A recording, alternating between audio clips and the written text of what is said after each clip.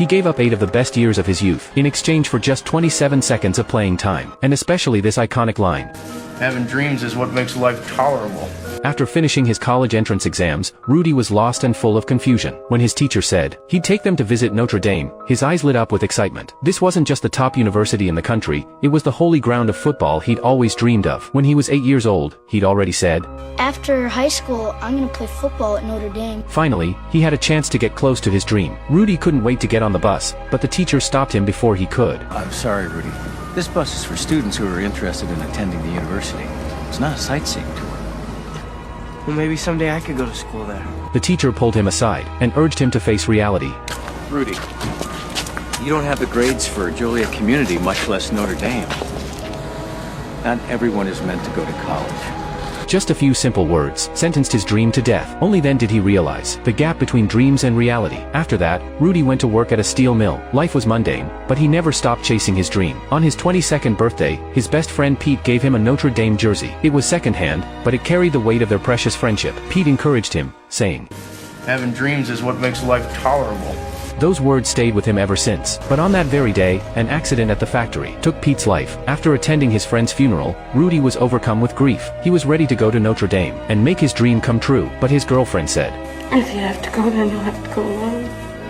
Rudy understood what she meant, but he'd rather endure the loneliness than give up on his dream. Before he left, his father came to his side and urged him to let go of such a ridiculous idea.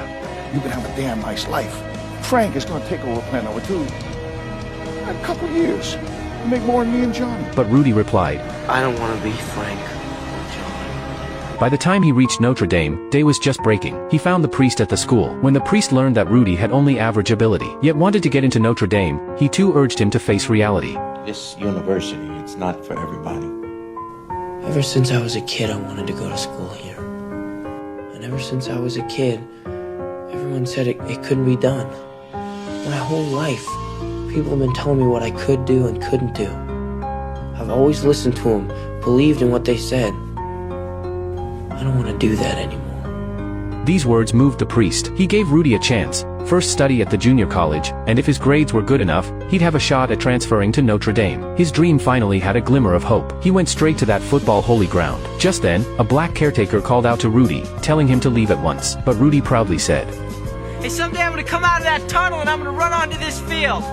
After hearing this, the caretaker suggested he go find the coach first. To everyone's surprise, Rudy actually found the coach. However, the coach paid him no mind, and brushed Rudy off with a few words. After that, he began his studies. He worked like a madman, writing down every single word the professor said. This rare dedication to learning caught the attention of a teaching assistant. This TA had straight A's, but had no idea how to talk to girls. Seeing how easily Rudy chatted up women, the two struck a deal. The TA would tutor Rudy for free, and Rudy would create chances for the TA to meet girls. Thanks to Rudy's efforts, the TA finally found love. Besides studying, Rudy would find time to chat up the coach too, to get even closer to the team, and learn the lay of the land. He sought out the caretaker who had once chased him away, and offered to be his assistant for free. After a heartfelt plea, the caretaker was finally won over.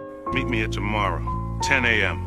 The next day, the caretaker brought Rudy to the team. To the caretaker's surprise, Rudy not only knew the room inside out, he even knew which locker each player used. Only then did he understand. This young man's passion was something extraordinary. Not long after, Notre Dame's first game of the new season arrived, but Rudy was shut out. Listening to the cheers inside the stadium, he felt utterly alone. Only after the crowd had cleared out, did he step onto the field, to soak in the lingering passion. After a semester of hard work, Rudy earned 1 A and 3 B's. As expected, his transfer application was rejected. Defeated, Rudy rushed home. He hoped to find some comfort from his family, but instead, all he got were cold stares. And even harder to accept was that his ex-girlfriend was now dating his second oldest brother. He left home once again, and set out on his journey to chase his dream. In the second semester, Rudy studied just as hard, but the results were still disappointing. He complained to the caretaker that he'd wasted a whole year for nothing. You got your head so far up your ass about that damn football team, you don't get the fact you just got 1 year of top quality education. Waste. Don't be wasting my time.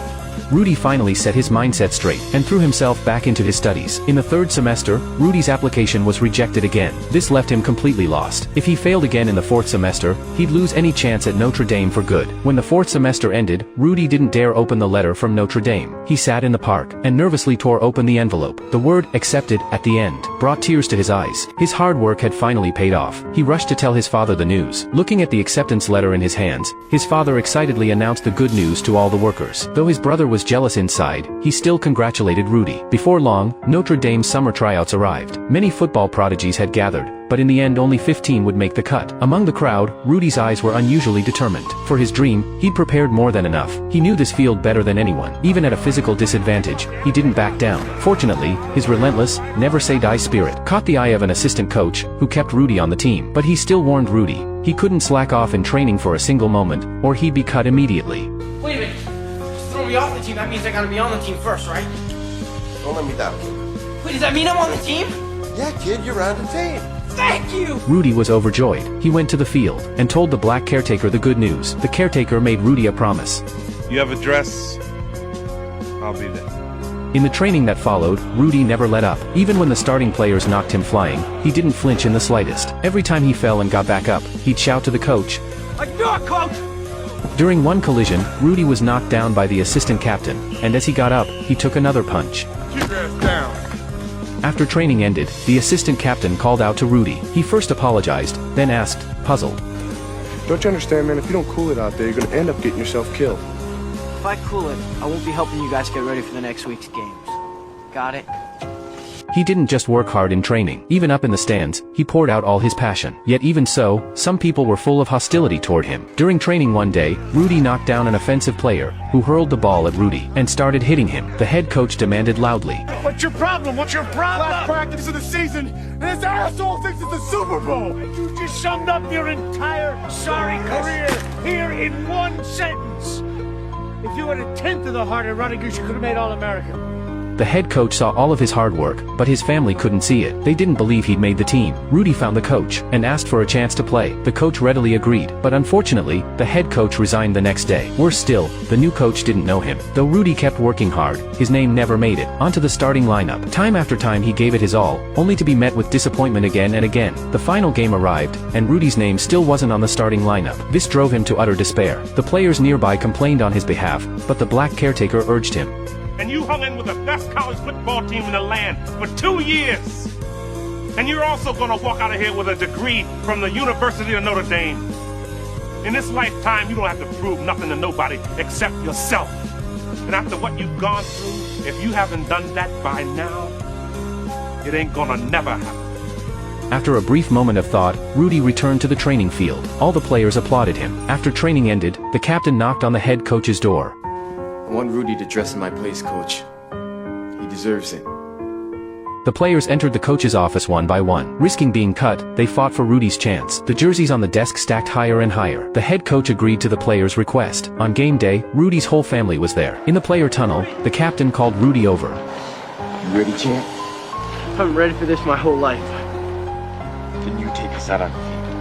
Wearing jersey number 45, Rudy led the whole team onto the field. 8 years of chasing his dream were finally about to come true. Every move he made radiated excitement. His family and friends were thrilled too. The black caretaker came to watch as well. Though this game was a showdown between champions, once it began, Notre Dame stayed in the lead the whole time. In everyday practice, Rudy's high-intensity hits had made the players' performance seem effortless. Touchdown after touchdown, interception after interception. With just 1 minute left in the game, the coach who'd broken his word sent all the senior players onto the field, but gave Rudy no chance at all. Feeling the unfairness, the assistant captain called out Rudy's name. The players began chanting it too, and the crowd nearby was moved. In the final 37 seconds of the game, the players changed their planned strategy, because switching to a defensive formation would cost Rudy his chance to play. Going all out on offense, they scored a touchdown in just 10 seconds. At the same time, the announcer was telling Rudy's story too. His hard work, in this very moment, became known to everyone. The calls for Rudy to play grew louder and louder. Under pressure, the head coach gave Rudy his 27 seconds on the field. With one perfect sack, he brought his dream to a fitting close. This is a true story. After the game ended, Rudy was carried off the field. He traded the 8 best years of his youth for 27 seconds of glory, and I don't think anyone would say it wasn't worth it. How many moments of glory does a life really get?